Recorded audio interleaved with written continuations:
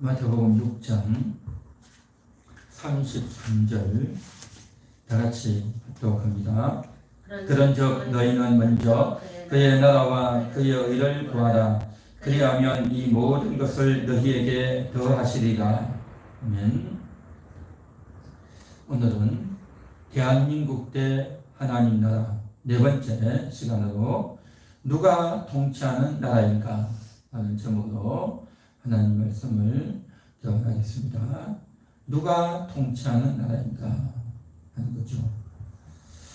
오늘 우리가 읽은 말씀은 너희는 먼저 그의 나라와 그의 의를 구하라. 그의 나라, 예수님의 나라죠. 하나님의 나라입니다. 우리가 구해야 될 나라는 하나님의 나라이죠. 그렇지만 우리가 이 세상에 살아가는 동안 우리가 몸담고 있는 이 대한민국 또 이 세계 각국 나라들은 사람들이 다스리죠. 그래서 사람들이 다스리는 이 나라와 또 하나님이 다스리는 이 나라, 어떤 나라일까요? 한마디로 말하면 이 세상이 다스리는 나라는 그 땅, 그 백성, 그 지역을 다스리는 그러한 나라인 거죠. 그러나 하나님이 다스리는 나라는 바로 우리의 마음입니다. 우리 모든 사람의 각자의 마음을 하나님이 다스리시는 거죠. 그래서 우리가 그러한 의미를, 그러한 차이를 인식하면서 오늘 말씀들을 쭉 들어볼 수 있기를 바랍니다. 우리 대한민국이 만들어지기까지 어떤 일이 있었는가 하는 겁니다. 조선이 있었죠. 그 조선을 둘러싸고 있는 주변의 아시아 그리고 전 세계 유럽의 나라들은 어떠한 상태로 흘러가고 있었는가. 그 비슷한 시기에 저들은 바로 엄청난 기술과 문명을 발전시키는 그러한 상황 가운데 있었던 것입니다. 그래서 유럽에서는 나폴레옹이 전쟁을 일으켰죠. 프랑스의 나폴레옹이 전쟁을 일으키면서 엄청난 무기들을, 기술들을 개발을 합니다. 그리고 프랑스의 힘이 워낙 막강하니까 주변에 있던 나라들이 이제 같이 싸우기 위해서 총을 만들고 탄약을 만들고 또 여러 가지 무기들을 만드는 겁니다. 그동안 축적되어 있던 기술들을 동원해서 이제 무기를 만드는 겁니다. 전에는 칼과 활과 화살 이런 것들로 싸웠는데 이제는 무기를 만드는 거죠. 어디서 만듭니까? 공장에서 만드는 거죠. 그래서 공장에서 무기를 만든다고 하는 것. 그때 당시로서는 굉장한 앞서가는 그러한 상황이었고 또 자신들이 축적한 기술을 총동원해서 무기를 만드는, 그래서 공장들이 무기를 만드는 공장들이 되어졌던 겁니다.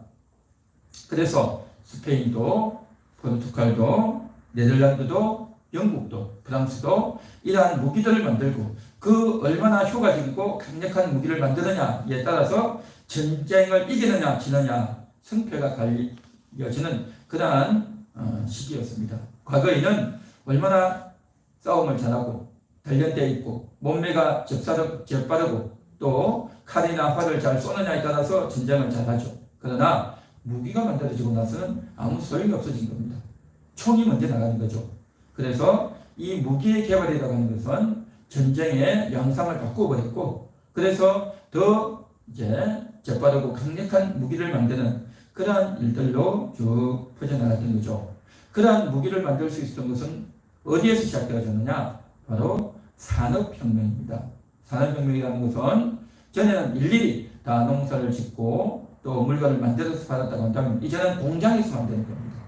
공장에서 이제 옷을 만들고, 공장에서 무기를 만들고, 공장에서 또 우리의 생활에 필요한 물건들을 만들고, 이러한 것들을 하나씩 해내니까 얼마나 사람들이 편리하고 또 그것을 많은 사람들이 수입하죠. 또 그것을 팔게 되는 거죠. 그래서 많은 사람들이 기술을 가지고 있으면 그것을 팔고 돈을 벌고 또 그 밑에 직원으로 들어가서 또 돈을 버는 거죠. 그러니까 전에는 땅을 팔고 땅을 파서 농사를 했는데 그런 사람들이 이제 공장에서 일을 하면 돈을 더 많이 벌 수 있는 거죠. 한 해 농사 지어봤자 별로 수익이 없는데 공장에서 수익을 얻으면 훨씬 더 편리하고 좋다는 거죠. 그러니까 사람들이 농사를 접어두고 도시로 몰려드는 거죠. 그러한 일들이 영국에서 일어났고, 그래서 엄청난 기계들이, 다양한 기계들이 만들어졌고 돈을 벌고 하는 그런 혁명적인 일들이 일어난 것을 가리켜서 산업혁명이다 라고 말을 하는 거죠. 이때가 언제냐? 1500년, 1600년도가 아닙니다. 그런데 사실은 이러한 일들이 유럽에서 일어나는데 조선에서도 훨씬 더 앞선 문명이 만들어졌어요. 뭐냐면 처국입니다. 처국이는 말 그대로 비를 청량하는 그런 기계이죠. 그러니까 그 비가 어느 정도의 양의 비가 왔는지, 언제 비가 왔는지 그것을 다 측량하는 기계를 만들었죠. 조선시대 때 세종 때 만들었죠. 그 처국이가 뭡니까? 그러니까 농사할 때 도움이 되기 위해서죠. 그러니까 비가 항상 일정하게 오는 것이 아니기 때문에 언제 비가 많이 오는지 그 양을 이제 확인하고 체크를 했다가, 그리고 그 오는 물을 잘 보관해 놓았다가 비가 잘 오지 않을 때, 가뭄이 될 때 그것을 잘 활용하자 해서 각 지역마다 또 각 시기마다 이러한 비를 잘 청량하기 위해서 만든 것이 처국이 아닙니까? 그리고 해시계도 만들었죠. 이러한 것들을 만든 것은 결국 이제 많은 농사를 짓는 사람들이 유익을 얻고 또 효과적으로 농업을 할 수 있도록 하기 위해서 만든 것인데, 이게 만들기는 만들어 놨는데 잘 활용을 못했어요. 뿐만 아니라 금속 활자를 만들었어요.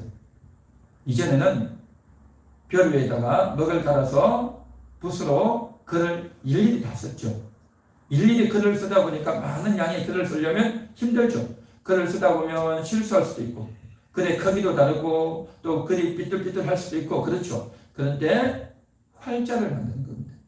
그러니까 활자 만들기 어렵지. 활자를 딱 만들어 놓으면 그 활자대로 글을 만들면 똑같이 인쇄를 하는 거죠. 베끼는 거죠. 전에는 각 사람들이 그걸 다 보고 적어야 되니까 사람들이 실수하고 잘못 쓰고 그렇게 했는데, 활자를 만들어 놓으면 훨씬 편한 거죠. 똑같은 걸 하나 딱 만들어 놓으면 똑같은 책을 10장, 10권, 20권, 100권 또 몇만 권을 동시에 적을 수 있으니까 얼마나 좋았겠습니까? 그러한 금속 활자가 바로 조선에서 먼저 만들어졌어요. 아주 머리 좋은 그러한 사람들이 그걸 만들어 놨는데, 그런데 그것을 활용하지를 못했어요. 그에 비해서 1600년간에 유럽에서는 이것을 잘 활용을 하는 그런 일이 벌어졌던 겁니다. 그러니까 처국이나 이러한 해시계나 이런 것들을 만들었지만 조선의 양반들은, 조선의 관리들은 잘 활용을 못했죠. 그래서 그때 당시 조선시대 당시에 중국과 또 조선과 또 일본을 비교를 해보면 농업 생산량, 그러니까 땅의 면적과 또 인구와 이런 것들을 비교해서 농업 생산량을 계산을 하면요, 조선이 꼴찌였어요. 늘 꼴찌였어요. 생산량이 가장 적었던 거죠. 왜 그렇습니까? 이러한 처국이도 있고 해시계도 있고 많은 이러한 과학적인 물건들을 만들었으면, 그것을 잘 활용했으면 많은 농산물을 거둘 수 있었을 텐데 그걸 안 했단 말이죠. 왜 그럴까요? 그것은 바로 농업을 발전시킬 이유가 없는 거예요. 누가 그걸 만들어 놔도 활용을 할 필요가 없는 거예요. 그냥 만드는 사람이 만들었으면 그런 게 있나 보다 그러고 말았단 말이죠. 그러고 말아버렸죠. 그에 비해서 이제 한 100년 후에 유럽에서, 독일에서 금속 활자를 만들었습니다. 구텐베르크가 금속 활자를 만들었어요. 그 금속 활자를 만들어가지고 그 활자를 가지고 책을 찍는 거죠. 그렇게 해서 금속 활자를 통해서 만들었던 최초의 책이 뭐냐? 그게 바로 성경입니다. 성경. 전에는 성경을 어떻게 했습니까? 서기관이 썼어요. 일일이 다 쓰는 거죠. 그러니까 그걸 쓰려면 팔도 아프고 더 정신을 차려야 되고 실수하면 안 되고 또 쓰다 보면 사람마다 잘못 쓰고 실수하고 글도 삐뚤삐뚤하고 잘못될 수 있단 말이죠. 그런데 활자를 가지고 딱 만들어 놓으니까 정확하게 글씨가 나오는 거죠. 일정한 글씨가 나오고 실수 없이 잘 이렇게 나오는 거죠. 그렇게 해서 성경을 만들어서 독일어 성경을 만든 거죠. 그전에는 성경이 없었어요. 라틴어로 된, 라틴어, 이탈리아 언어 아닙니까? 그 라틴어로만 되어 있으니까 독일이나 덴마크나 영국이나 러시아나 이런 사람들은 뭡니까? 라틴어를 모르죠. 그러니까 그 라틴어를 아는 이탈리아에서 나왔던 그 주교나 교황만 성경을 가진 거죠. 다른 성경은 다 까막눈이에요. 그러니까 교회를 와도 성경을 읽을 수가 없는 거예요. 글씨를 모르니까. 그러니까 일부 아주 공부를 했던 그 신부나 일부 사람들만 성경을 봤지 다른 사람들은 아무도 성경을 볼 수가 없어요. 까막눈이고 언어가 다르고 그렇죠. 그랬는데 그 라틴어로 된 성경을 독일어로 번역을 한 겁니다.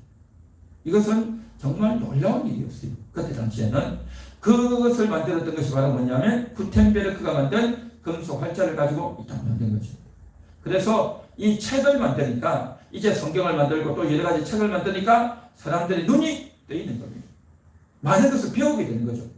전에는 어떻게 합니까? 사람들 직접 만나서 이야기를 전해드려야 구전을 통해서만 배웠죠.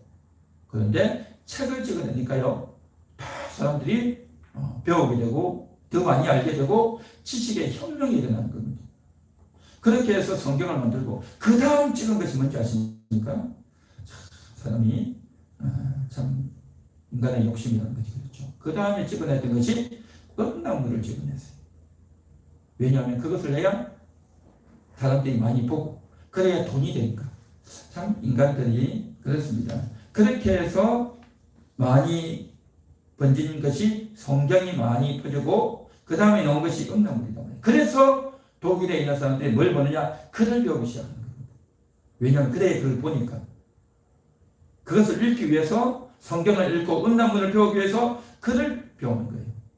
글을. 그전에는 언어만 있었지 글 쓰는 것이 거의 없었단 말이죠. 이렇게 활용을 하는 겁니다. 그렇게 활용해서 사람들은 그것을 찍어서 그렇게 많은 것을 찍어내서 뭘 합니까? 돈을 버는 거죠. 돈을 버는 거죠. 그래서 이렇게 되어져서 많은 사람들이 알고 배우고 또 그 이후에도 많은 책들이 만들어진 거죠. 또 지혜 있는 사람들이 많이 아는 사람들이 책에다 써서 그 책을 팔면 그 책을 사서 사람들이 읽고 또 세상이 어떻게 돌아가는지 나라가 어떻게 돌아가는지 또 몰랐던 것들을 배우는 이런 일이 많았단 말이죠. 그래서 지식들이 점점 늘어났어요. 아까도 이야기했지만 조선은 그러한 기술이 있었지만 또 농업을 잘할 수 있는 기술이 만들어졌지만 그것을 활용을 하지 않았다는 거죠. 그 정말 인류의 보물 같은 그러한 것들을 개발했지만 일반 백성들의 유익을 위해서 그 지식을 전해야 되겠다. 그런 인식 자체가 없는 겁니다. 그에 비해서 서양은 어떻습니까? 그걸 가지고 많은 사람들이 알리고 그리고 또 자기도 돈도 벌고 또 지식이 폭발하고 그러한 일들로 이어졌는데 동양과 서양이 여기에서 결정적으로 차이가 나는 거죠. 왜 그랬을까요? 왜 조선에서는 그것을 일반 백성들에게 알리고 많은 사람들이 유익을 얻도록 그러한 일들을 안 했을까요? 그런 머리가 왜 안 들어갔을까요? 머리 좁히로 유명한 사람들이 한국 사람들 아닙니까? 그들이 왜 안 했을까요? 그런 생각은 했죠. 이걸 알려주면 좋겠다는 생각은 가진 사람들이 일부 있었어요. 근데 그것을 스톱, 막아버린 겁니다. 왜 그렇죠? 이 지식이라고 하는 것은, 이 권력이라고 하는 것은, 이 부라고 하는 것은 자기들만 가지고 놀아야 되는 거예요. 더 많은 사람들이 알게 되면 저들도 똑똑해지고 저들도 알게 되면 우리들의 말을 안 듣는다는 겁니다. 그러니까 권력을 가지고 있는 사람들은요, 자기들만이 가지고 있는 비밀, 특권, 정보들을 자기들만 독점하려고 합니다. 독점이라고 합니다. 독점. 자기들만 차지한단 말이죠. 그래서 조선시대는 산업공상 아닙니까? 선비가 최고죠. 선비, 그 다음에 농군, 그 다음에 공인, 그 다음에 상인 아닙니까? 그 산업공상의 체제가 유지가 되어져 있다는 거예요.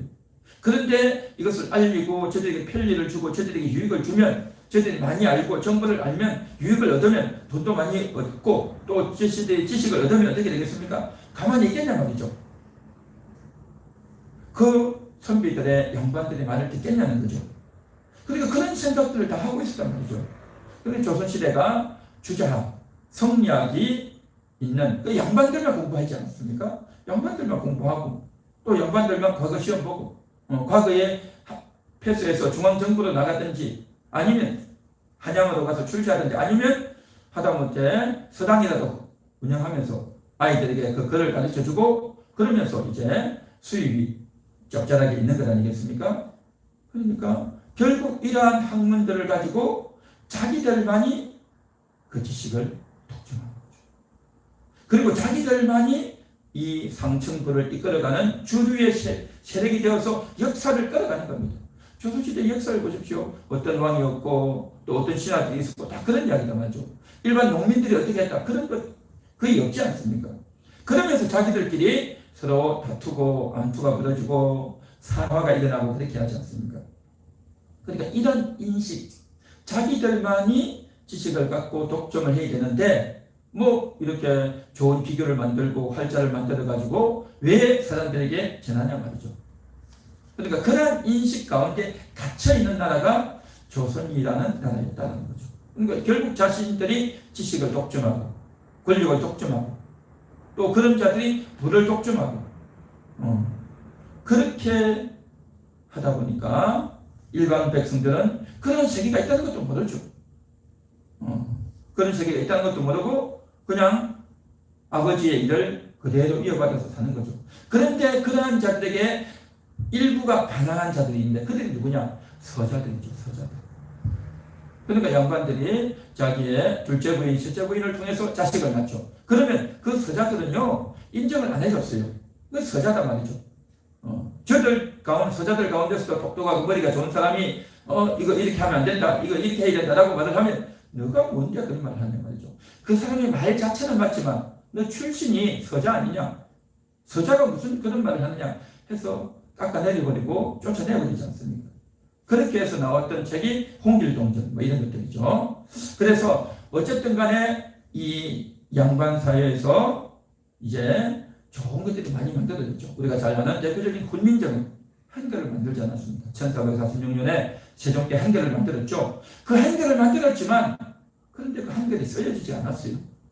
450년 동안 쓰여지지 않다가 19세기 말이 돼가지고 1894년이 되었어야 그때서 모든 사람들이 문자 교육을 받을 수 있도록 그때서 열리는 겁니다.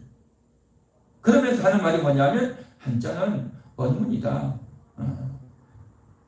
이거는 수준 낮은 글씨다. 라고 하면서 아주 격화시키면서 한자를 썼죠. 왜냐? 자기들끼리만 어려운 걸 만들어야 어려운 걸 공부하고 그 공부한 우리는 실력이 있다. 이렇게 똑똑한 사람들이다. 라고 하려고 했던 거죠. 그래서 이 양반 귀족들이 다스리는 그런 나라. 그러니까 누가 나라를 다스리냐 말이죠. 누가 다스리냐 말이죠. 그래서 상층부에 있는 지식을 가진 공부를 많이 한 그러한 자들이 이제 자기 자식들에게 또 자기에게 가까운 사람들에게만 그 권력을 나누어주고 그 지식을 나누어주고 그러한 상층부만 유지한단 말이죠. 그러한 것들이 조선시대에 있었고 그러다 보니까 결국 많은 사람들이 무지해졌고 알지 못했고 자기들만 권력의 맛을 누리는 그러한 사회죠. 오늘날도 비슷합니다. 오늘날도 그러한 일들이 얼마나 많습니까? 그러다 보니까 이제 농업 생산은 줄어들고 또 하층민들을 무시하고 그러다 보니까 나라가 점점 가난해지고 무지해지고 또 국제 정세가 어떻게 돌아가는지 알지도 못하고 참 어려운 상황 가운데 이제 처하게 됐죠. 그에 비해서 유럽 사회는 어떻게 됩니까? 베스트팔리아라고 하는 베스트팔리안 조약이 채택되었습니다. 이건 뭐냐면 각 나라들이 유럽의 각 나라들이 서로 다른 나라에 대해서 이제 간섭하지 말자 하는 거였습니다. 그때에 간섭을 했던 이유가 뭐냐면 각 나라의 종교 때문에 간섭을 했어요. 우리나라는 카톨릭 할 거다. 우리나라는 기독교 할 거다. 그래서 치열하게 전쟁을 벌였어요. 각 나라마다 몇백 년 동안 막 전쟁을 벌였어요.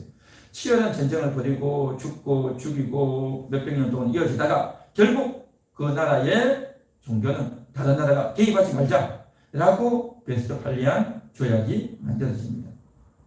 그러면서 저들이 기술이 앞장서고 또 무역이 잘 되어지고 나라의 힘이 많으니까 이제 유럽에서만 있지 않고 저들이 만들었던 산업혁명을 통해서 만들었던 그 문화와 기계와 지식을 가지고 이제 아시아로 남미로 가서 그 나라에 있는 아주 좋은 자원들을 다 뺏어가고 또 그 나라를 차지하고 그런 일들이 많지 않습니까?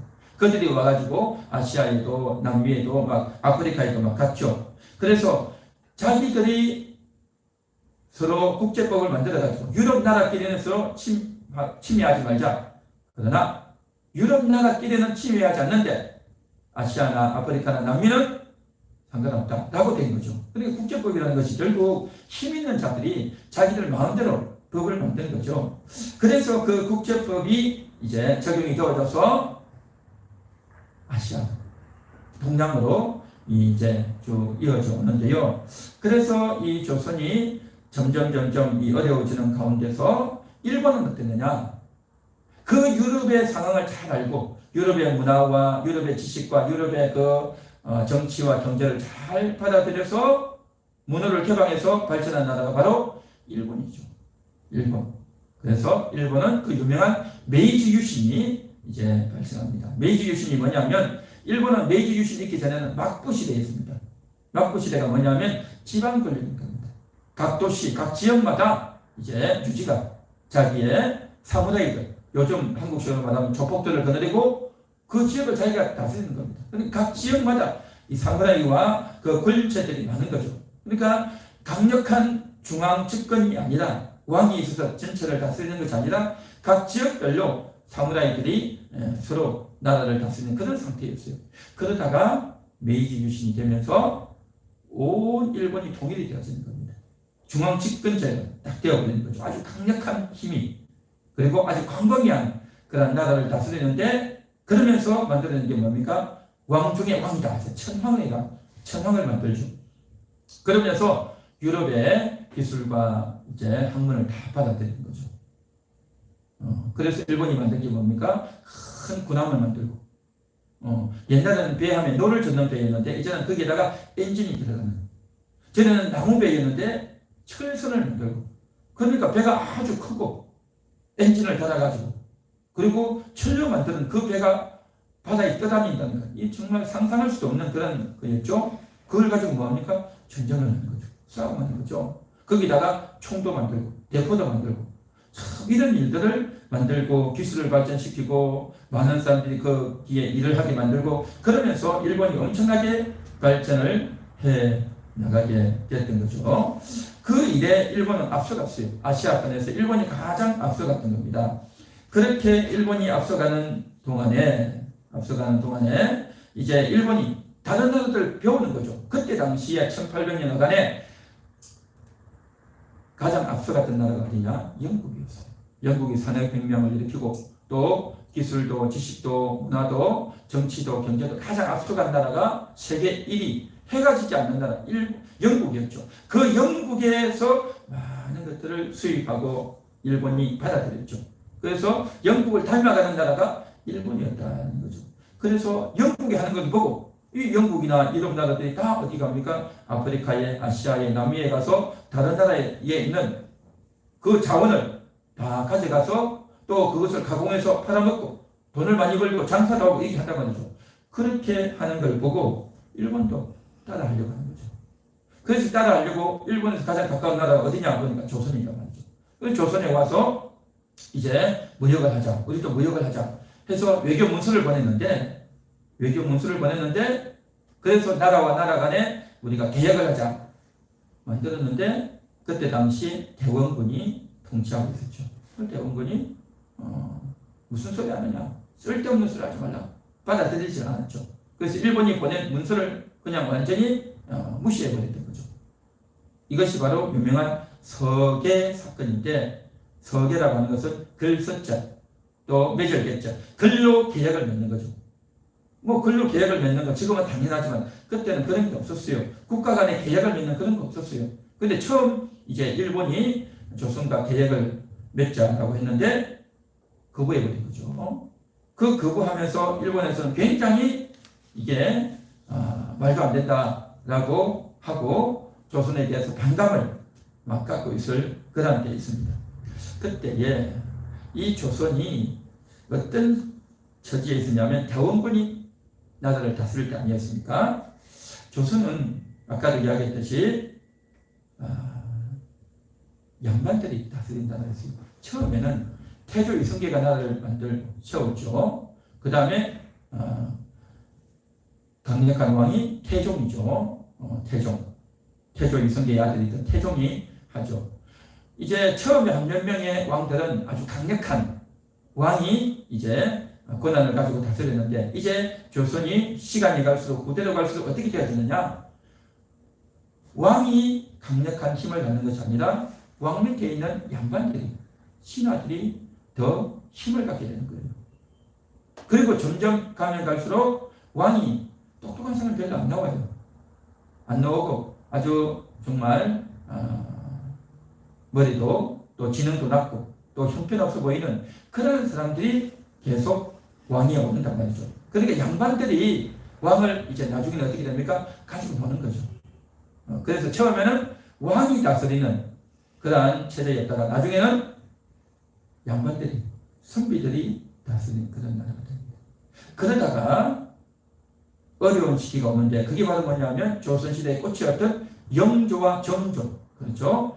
영조가 자기 아들 사도세자를 죽이고 그 다음에 그 손자인 정조가 왕이 되지 않습니까? 그래서 영정조 시대가 조선시대의 가장 하이라이트다라고 말들을 하죠. 그런데 정조가 갑자기 죽죠. 정조가 갑자기 죽고 나니까 어떻게 되어지느냐?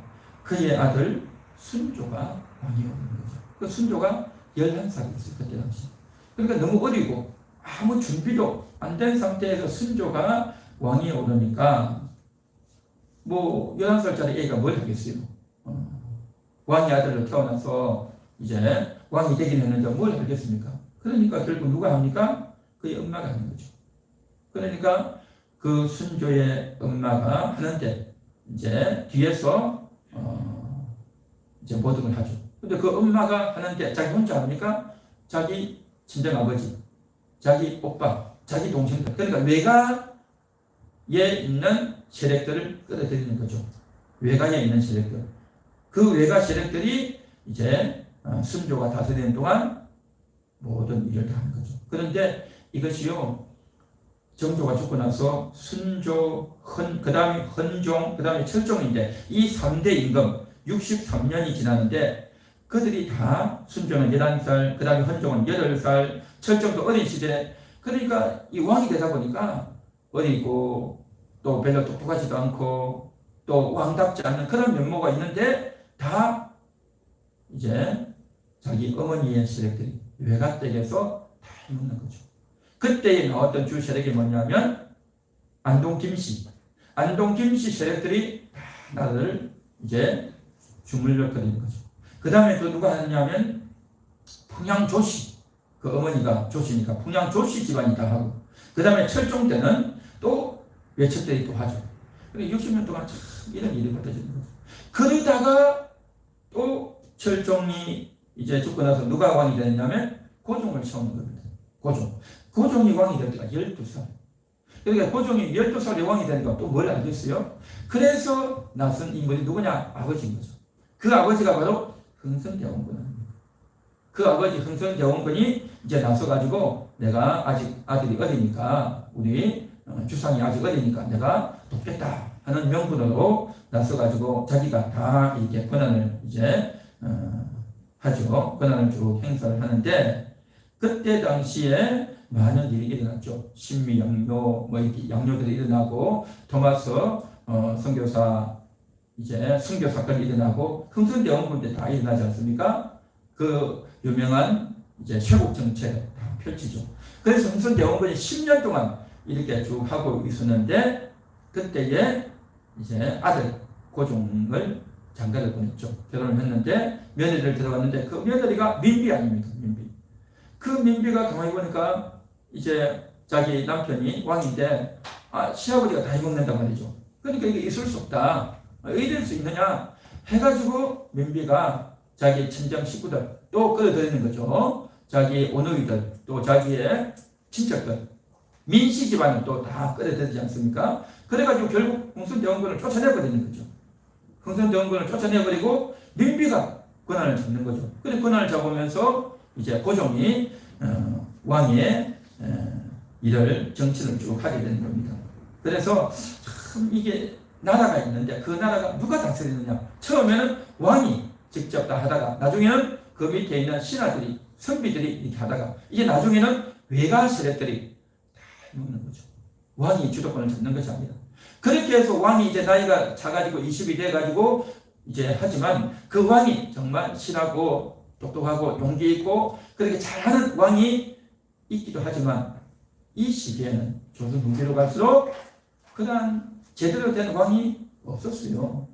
그런데 시대가 너무 중하고 일본도 조선을 넘보고 있고 유럽이 지금 조선을 넘보고 있고 이런 상황 가운데 있었다라는 거죠. 그렇게 쭉 이게 진행이 되어지는데 그 흥선대원군이 이제 나라를 다스리면서 했던 한 가지 일이 많은데 그 중에 한 가지가 뭐냐면 대보단 만동로를 철폐시키고 그랬어요. 대보단 만동로 이게 뭐냐면 그 조선시대는요 서원이 많았어요. 서원. 그러니까 각 지역마다 서원이 많아가지고 그 서원에 모여가지고 글 공부도 한다. 유학을 공부한다. 주자학을 공부한다. 라는 명목으로 모여가지고 맨날 뭐하냐면 저기 조선 조정에 상소문 올리고 전하 통추하여 주시옵소서 막 이런 거나 올리고 이런 게 한단 말이죠. 그러니까 맨날 그런 거 올리고 하니까 꼴보기 싫은 거죠. 그래서 그 서원을 다 없애버린 거죠. 그 서원을 없애버리면서 동시에 뭘 하냐면 대보단을 없애버려요. 대보단이 뭐냐면 큰 대자 갚을 보자 크게 은혜를 갚는 단이다라는 거죠. 그러니까 명나라의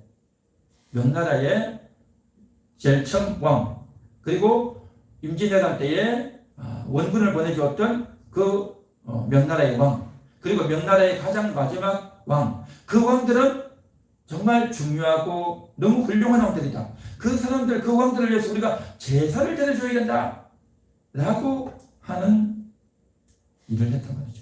그래서 숙종 때 그걸 만들어가지고 그 대보다 크게 은혜를 갚는 제사를 드려야 된다 해가지고 조선의 왕들이 명나라 왕들의 제사를 드려주는 그런 걸 만들었단 말이죠. 그래서 장경궁 지금도 보면 장경궁 저 뒤쪽에 보면 그 터널 그때 실제로 만들어놨어요. 장경궁이 하나 만들어 놓고 그게 대보단이고 그 다음에 만동묘라고 해가지고 충북 괴산에 가면 이제 그걸 또 만들었어요. 그렇게 만들어가지고 대보단 만동묘에서 중국 왕들에게 명나라 왕들에게 예를 갖추고 제사를 드려주는 그런 일을 했단 말이죠. 그런데 그것만 하는 것이 아니라 거기에 모여가지고 사람들 모아가지고 정권을 흔들고 또 흥선대원군을 비판하고 그런 일들이 많아지니까 아예 흥선대원군이 그걸 싹 철폐를 해버린 겁니다. 못하게 된 거죠. 그러다가 흥선대원군이 쫓겨났잖아요. 그죠? 며느리에게 쫓겨나지 않습니까? 그 세력들에게 민씨 일가에 쫓겨나고 나서 이제 고종이 그걸 하죠. 그 고종이 한 게 아니라 민비가 또 이제 조종을 한 거죠. 남편을 조종해가지고 그 대보단을 다시 복구를 시켜야 돼요. 이게 대보단 복구시키고 만동력 복구시켜서 또다시 거기서 제사 드려야 된다. 이렇게 되는 거죠. 그러니까 이 나라가 참 보면 영적으로도 굉장히 건강하지 못하고 또 다른 나라에 명나라에 그때는 지금 어떤 시대입니까? 조선 후기에 가면 명나라가 망하고 청나라가 들어선 시기 아닙니까? 청나라가 들어섰으면 청나라하고 관계를 해야 되는데 명나라 왕들의 제사를 드려주는 그런 일을 조선이 하고 있었던 겁니다. 그 선비들이 그 양반들이 그걸 한 겁니다. 왜냐하면 그 주자 성리학이 너무 좋아가지고 이 학문이 너무 좋다. 이 학문을 전해준 그 명나라의 황제를 우리가 잘 받들어 섬겨야 된다. 그런 생각을 하고 있었던 거죠. 그러니까 이 나라를, 조선이라는 나라를 다스리는 그 자들이, 그 주류 세력들이 그러한 철학과 사상에 몰두되어 있었고, 또 자기들만이 권한을 가지고 자기들만이 나라를 다스리고, 그렇게 권한을 가지고 나라를 다스리니 얼마나 좋은지 나라를 좌지우지한단 말이죠. 그러니까 너무 좋아서 그것을 계속 유지해 가고 싶은, 또 다른 데서 똑똑한 자들이 나와가지고 뭐 이래 이랬다 저래 이랬다 하면 그걸 짓밟아버리고 그들을 없애버리고, 어쨌든 나라를 자기들 유익을 위해서 해간단 말이죠. 그러고 있는 사이에 다른 나라들은 정말 문호를 개방하고 또 지식과 정보와 기술을 가지고 백성들이 잘 살 수 있도록 하는 그 일에 집중했는데, 조선은 그런 데 전혀 관심이 없는 거예요. 전혀 관심이 없단 말이죠. 그렇게 되어 있는데 이제 마지막으로 어떤 일이 벌어졌느냐, 아까도 이야기했듯이 일본이 조선을 이제 이게 자기들도 이제 많이 가지고 있는 그 기술들, 또 힘들, 또 무역을 해서 어떤 것을 조선을 통해서 무역도 하고 또 좀 자기들의 힘을 좀 쓰고 싶은 거예요. 그리고 일본은 아까도 이야기했듯이 그 각 지역에서 있던 조폭 같은 자들, 사무라이죠. 일본 그 사무라이들이 이제 각 지역마다 군웅 할거를 하고 힘을 하고 왕권이 되도록 많이 도왔는데, 자기들이 완전히 집을 잃어버린 거죠. 할 일이 없는 거죠. 요즘식으로 말하면 직장을 잃어버린 거죠. 그러니까 불만이 엄청난 거죠. 이들의 불만을 잠재우기 위해서는 어떻게 해야 되느냐, 다른 나라에 힘을 좀 쓸 수 있도록 해야 되는데, 조선을 어떻게 해보려고 하니까 그때 당시 조선에는 청나라가 개입돼서 많이 돕고 있다 보니까 청나라가 굉장히 힘이 셌잖아요. 아주 강한 나라죠. 큰 나라니까 건드리지 못하고 어떻게 갔냐면 지금의 대만을 건드리려고 하는 거죠. 그 대만을 건드려서 대만을 내가 이제 좀 먹어봐야 되겠다라고 해서 대만을 공격하는 겁니다. 근데 그 대만은 어떤 상태이냐면 영국이 먹으려고 눈독을 들이고 있던 상태이거든요. 그러니까 이것을 차지하려고 하니까 영국이 일본에게 하지 말라, 대만 건드리지 말라, 그렇게 된 거죠. 왜냐하면 영국이 자기들이 다스려야 되니까. 그런데 그 말을 무시하고 해도 되는데, 일본은 영국이 세계 최강국이고 또 영국에게서 엄청난 지식과 정보가 많은 것을 배웠기 때문에, 영국이 일본의 스승 같은 나라이기 때문에 영국의 말을 무시를 못하는 거죠. 그래서 결국 영국의 말을 듣고 손을 못 대고, 대신 영국이 어떻게 제안을 했냐면, 지금 현재 세계 정세는 어떻게 돌아가느냐 하면은, 우리가 이렇게 무역을 펼치고 또 이런 왕성한 활동을 하려면 해야 되는데, 그걸 막으려고 하는 큰 세력이 있다. 우리 영국도 쉽지 않은 나라가 있다. 그 나라가 어디냐? 러시아라는 거죠. 그 러시아가 몇십 년 동안, 몇백 년 동안 계속 남으로 내려오려고 했는데, 유럽에서도 내려오려고 했고, 중앙아시아 쪽으로 내려오려고 했고, 이제는 저 동구권 블라디보스톡을 통해서 지금 조선 쪽으로 내려오려고 한단 말이죠. 그 지금 내려오려고 하는데, 그걸 지금 일본이 막아야 된다. 그거 못 막으면 우리는 다 끝난다. 라고 해서 영국이 일본을 설득해서 이제 조선을 들어가서 너희가 러시아를 막아야 된다. 라는 이야기를 했고, 일본이 그 말을 듣고 이제 조선을 들어온 겁니다.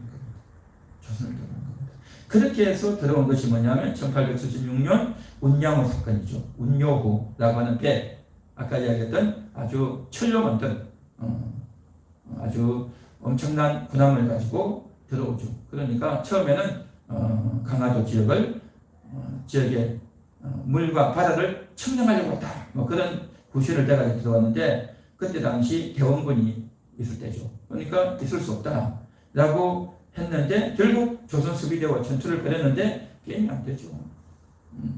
총을 가지고 무장돼 있고 또 포로 가지고 하니까 게임이 안 되죠.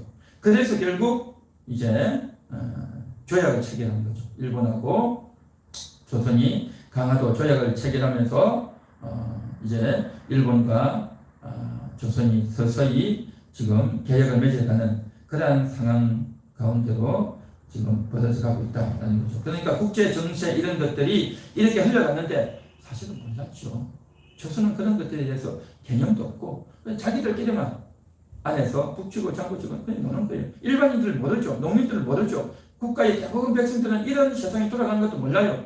또 조선의 양반들, 조선을 다스리던 똑똑하고 또 공부 많이 했고 과거에 패스했다고 하는 사람들도 그런데 관심도 안 가지고 또 흥선대원군이 배척한다. 조선인들, 양놈들은 우리가 배척한다 라고 해서 외면해버린 거 아닙니까? 그러한 상황 가운데 있었던 겁니다. 결국 나중에 조선이 정말 망하게 되는 이러한 것들로 인해서 조선이 망하게 되죠. 그래서 결국 흥선대원군도 며느리의 세력들에게 민실가에 의해서 쫓겨나죠. 쫓겨나고 고종이 세워졌지만 그들도 결국 나라에 대한 인식도 없고 또 머리가 총명하지도 못했고 또 자기 자신의 사리사욕을 채우는 그런 일에 몰두했던 겁니다. 그래서 강화도에 쳐들어왔던 일본군을 막기 위해서 엄청난 군대를 늘 보강했죠.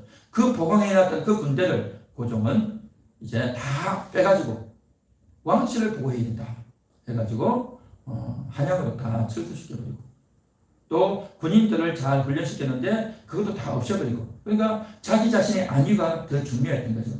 그렇게 참 되어지면서 나라가 점점 많이 갔는데 오늘 제목은 누가 통치하는 나라인가. 강력한 힘이 있고 또 국민들을 다스리는 또 온 나라의 사람들이 정상적으로 억울함을 당하지 않고 경제력을 잘 이제 유지할 수 있도록 그렇게 해주는 것이 기본적인 통치자의 일인데 그러한 것에 관심이 없고 자기들만의 권한에 매이면 몰두되면 나라가 제대로 이루어질 수가 없는 거죠.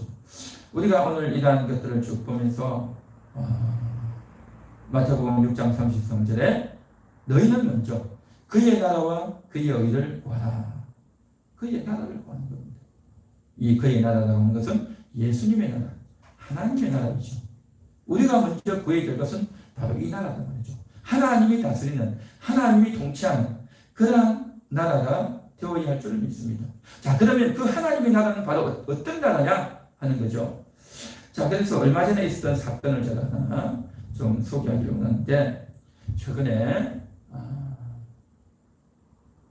국민의힘당 청년위원회에서 있던 대변인, 그러니까 국민의힘당의 대변인이 아니고 그 청년위원회의 대변인입니다. 그 대변인이 자기 페이스북에다가 이런 글을 올렸어요. 하나님의 통치가 임하는 나라 대한민국, 그렇게 올렸어요. 하나님의 통치가 임하는 나라, 자유 보수주의 정신의 대한민국, 이렇게 올렸단 말이죠. 자기 페이스북에다가. 그런데 그거 올린 걸 가지고 JTBC에서 뉴스에서 이 나왔어요. 기독교 강경 세력을 대변하는 슬로건이다. 뭐 이러면서 이게 뉴스까지 나왔단 말이죠. 그리고 민주당에서는 이거는 헌법 정신에 위배되는 말이다. 이러면서 나온 거죠. 근데 하나님이 통치한다고 하니까 아주 불쾌하게 생각하고 또 대한민국은 민주공화국인데 어떻게 이런 말을 하느냐. 당의 대변인이라고 하면서 이렇게 들고 놓은 겁니다. 그래서 이것은 참 기독교에 대한 반감이 얼마나 극심한가 하는 것을 보여주고 있는 그런 일이죠. 그리고 하나님의 통치가 임하면 헌법을 위배한다, 법을 위배한다라고 생각을 하고 있는데 그렇지 않죠. 그런 의미가 아닌데 저들은 오해하고 또 국회하려고 그렇게 뉴스에서 또 당에서 그렇게 이야기를 하는 겁니다. 그러니까 어떻게 보면 청년이고 또 청년의 대변인이니까 그 신경 안 써도 될 건데 그걸 가지고 문제를 삼고 있다는 것은 그만큼 기독교에 대한 반감이 많다는 거죠. 그래서 우리는 교회에서 하나님의 통치가 이루어져야 됩니다 라고 말을 하죠. 그 말의 의미는 뭐냐? 그 하나님의 통치는 바로 우리의 신령 가운데 이루어지는 겁니다. 나라의 실제적인 정치와 경제와 사회에 직접 개입해서 누가 교회가 어떻게 한다는 것이 아니고 우리 각자의 심령을 하나님이 통치하고 다스리신다 라고 하는 그러한 측면이죠. 그게 핵심이죠. 그런데 그러한 것들에 대해서 일반인들은 생각하지 않아요. 그런 것을 이해하려고 하는 마인드가 없단 말이죠. 그리고 오히려 그냥 그런 것만 보고 아주 이상하다라고 하면서 공격을 하는 소지가 되어버린 거죠. 이것은 사실은 하나님의 통치가 뭔지에 대한 언급을 하기보다도 그냥 보여주면 돼요. 빛과 소금의 역할을 해주고 또 우리가 사랑해주고 또 희생을 해주고 또 뭔가를 해주는 그런 모습들을 보면 사실은 그런 것들 많죠. 기독교인들이 이름도 없이 빛도 없이 이 나라를 위해서 많은 사람들을 위해서 많이 하죠. 그게 바로 하나님의 통치예요. 그 하나님의 통치라고 하는 것은 입으로 이렇게 이야기를 안 해도 일반인들에게 아주 감동을 주고 희생해주고 사랑과 수고를 해줄 때에 그게 바로 전달되는 거죠. 마음에서 마음으로 전달되어지는 그게 하나님의 통치인 겁니다. 그런데 이러한 것들을 저들은 이해하지 않으려고 오히려 오해하려고 하는 그러한 현실 가운데 안타까운 모습이죠. 이것은 또 한편으로 그만큼 기독교인들이 일반인들에게 영향을 못 미치고 있다. 본을 못 보이고 있다라고 하는 그러한 측면일 수도 있겠죠. 자, 오늘 우리는 이제 하나님의 통치를 우리는 알아야 되는 겁니다. 하나님의 통치가 가장 먼저 나에게서 이루어져야 되는 거죠. 나의 심령 가운데서 이루어져야 되는 겁니다. 누가 다스리는 나라인가? 누가 통치하는 나라인가?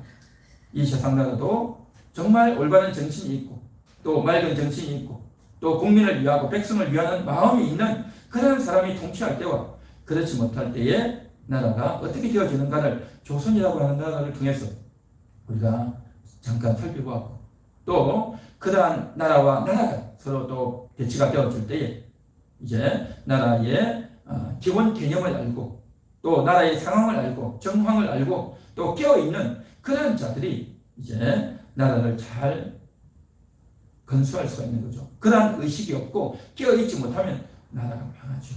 나라가 얼마나 억울해지고 힘들어집니까? 그래서 일제 36년이 왔고 그래서 6.25가 왔던 거 아닙니까?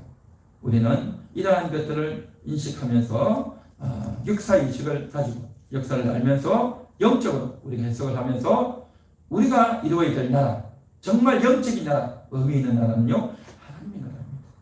그 하나님의 나라가 나에게서 먼저 이루어지는 것, 우리 교회 가운데 이루어지는 것, 우리 가정 가운데 이루어지는 것, 그것을 우리가 분명히 인식하고 하나님과 함께하는 그런 우리가 되기를 간절히 소망합니다.